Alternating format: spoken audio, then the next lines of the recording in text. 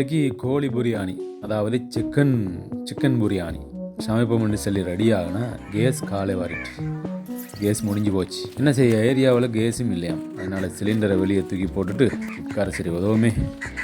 நாங்கள் இன்றைக்கி வெளியே போய் இயற்கையோடு இருந்து அடுப்பு மூட்டி சிக்கன் பிரியாணி சமைச்சு பார்ப்போம் வாங்க. சரி, இனி தேவையான பொருட்களை பார்ப்போமே. 1 கிலோ அரிசி, 1 கிலோ கோழியெல்லாம் செய்ய போகிறோம். பெருஞ்சீரகம், பெரிய சீரகம் 40 கிராம். வாசனைக்காக சிறிதளவு கருவேப்பட்டை, ஏலங்காய், கிராம்பு எடுத்துக்கொள்ளுங்க. மிளகு 15 கிராம். நச்சீரகம், சிறிய சீரகம் 20 கிராம். ரம்பை, கறிவேப்பிலை, ஒரு பூடு, ஒரு சிறு துண்டு இஞ்சி, இன்னும் பெரிய வெங்காயம் 1/2 கிலோ, தக்காளி 250 கிராம், தேசிக்காய் 2, கிரீன் சில்லி, பச்சை மிளகாய் ஒரு 5 மற்றும் போதிய அளவு உப்பு. அடுத்தது காய்ந்த கருவாப்பட்டை இலை. 1 கிலோ சிக்கன் துண்டுகளாக்கி வைத்திருக்கிறோம். 1 கிலோ அரிசி. சரி, பெருஞ்சீரகம், நச்சீரகம், மிளகு ஆகியவற்றை நன்றாக இடித்து எடுத்துக் கொள்ளுங்கள். அரிசியை கழுவி அவியும் அளவுக்கு தேவையான அளவு தண்ணீரை விட்டு தேவையான அளவு உப்பையும் சேர்த்து கொள்ளுங்க.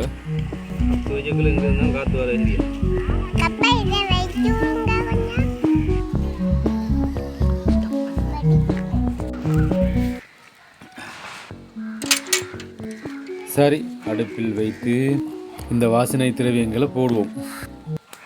காய்ந்த கருவாப்பட்டை இலை,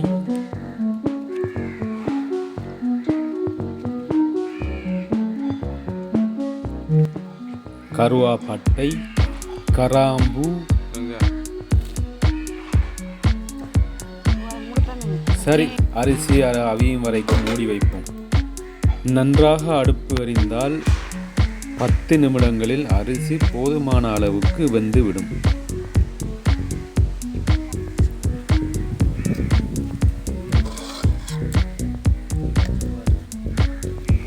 அதற்கிடையில் இடைக்கிடை கிண்டியோ கிளறியோ மூடி வையுங்கள்.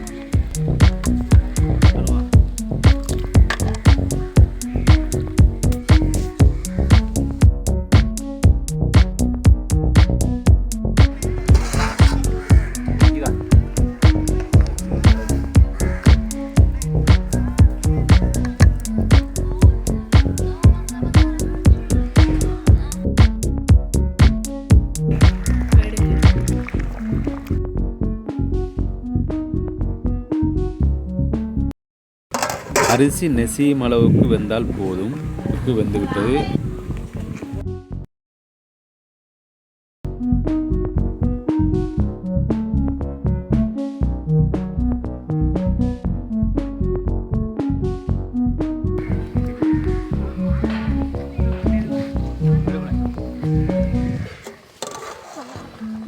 இப்போது ஒரு நெட் கூடையை ஒரு பாத்திரத்தின் மீது வைத்து அரிசி சட்டியை எடுத்து அந்த நெற்கூடைக்குள் கொட்டிக்கொள்ளுங்கள். இப்பொழுது அந்த அவிந்த அரிசியின் மீது தண்ணீர் விட்டுக்கொள்ளுங்கள். அந்த தண்ணீர் கீழே கூடையினுள்ளால் சென்றுவிடும்.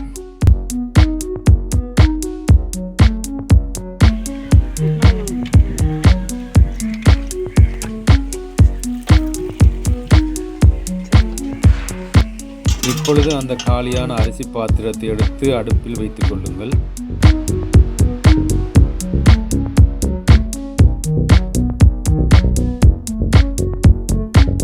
அளவு எண்ணெய் ஊற்றிக் கொள்ளுங்கள்.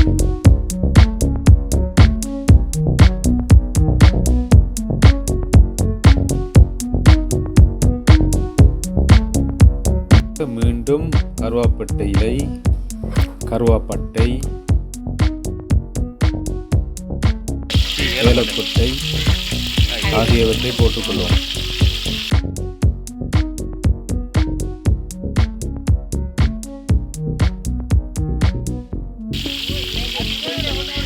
நான்கு கிராம்புகளையும் சேர்த்துக்கொள்வோம்.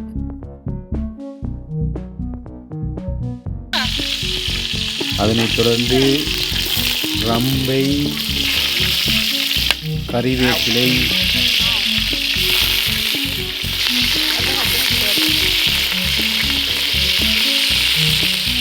பச்சை மிளகாய் ஆகியவற்றை இட்டு கிளறிக்கொள்ளவும். அதனுடன் வெட்டிய வெங்காயங்களையும் போட்டுக்கொள்ளவும்.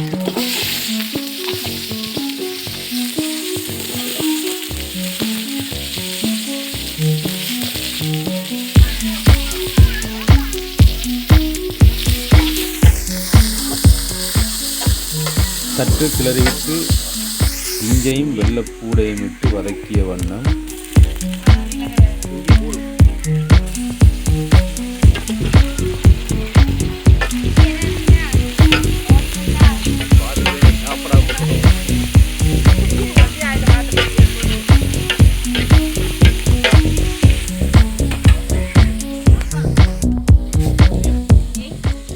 வெட்டிய தக்காளியை இடவும்.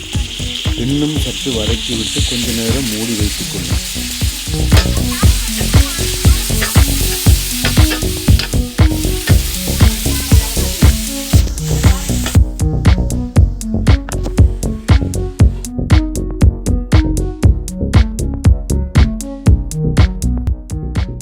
சற்று நேரத்தில் பிறகு வெட்டிய சிக்கன் துண்டுகளை இடுங்கள். கிண்டிவிட்டு அவியும் வரை மூடி வையுங்கள்.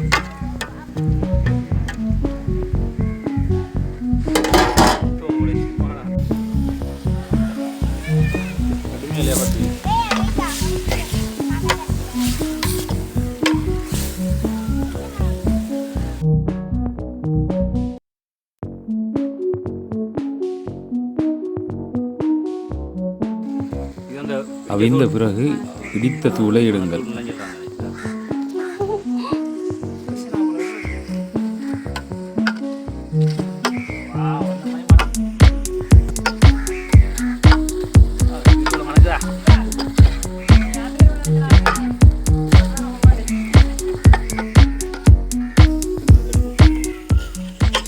இப்போ வாசம் அந்த மாதிரி வருது. அடுத்து தேங்காய் பால்.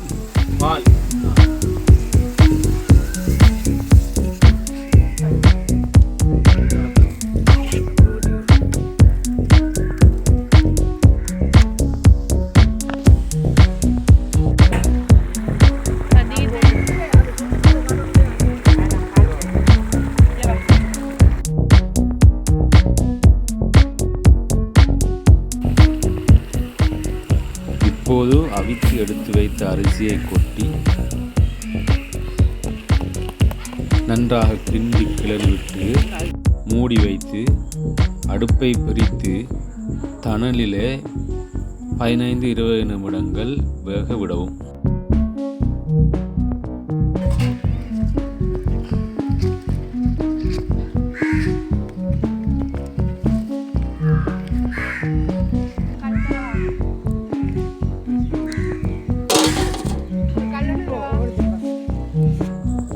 மூடியின் மீது கல்லை வைத்தால் ஆவி கொஞ்சம் வெளியாகாமல் இருக்கும். அதை உள்ளே எல்லாம் அளவோடு வேகுவதற்கு உதவும்.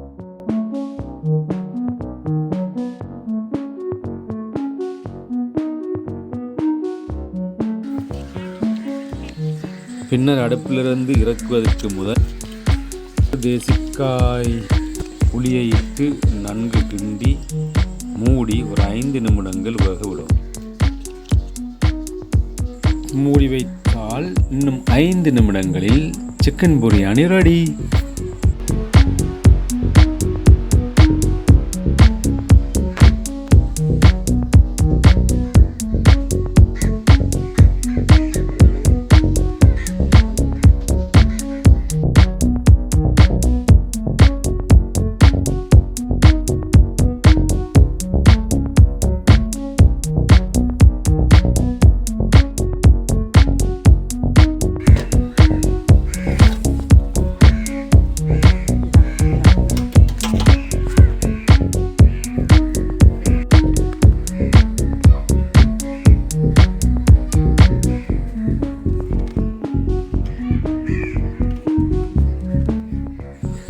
சரி, இனி வாங்க சாப்பிடுவோம்.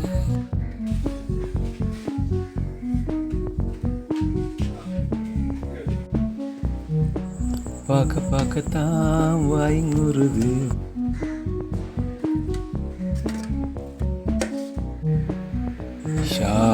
Very nice.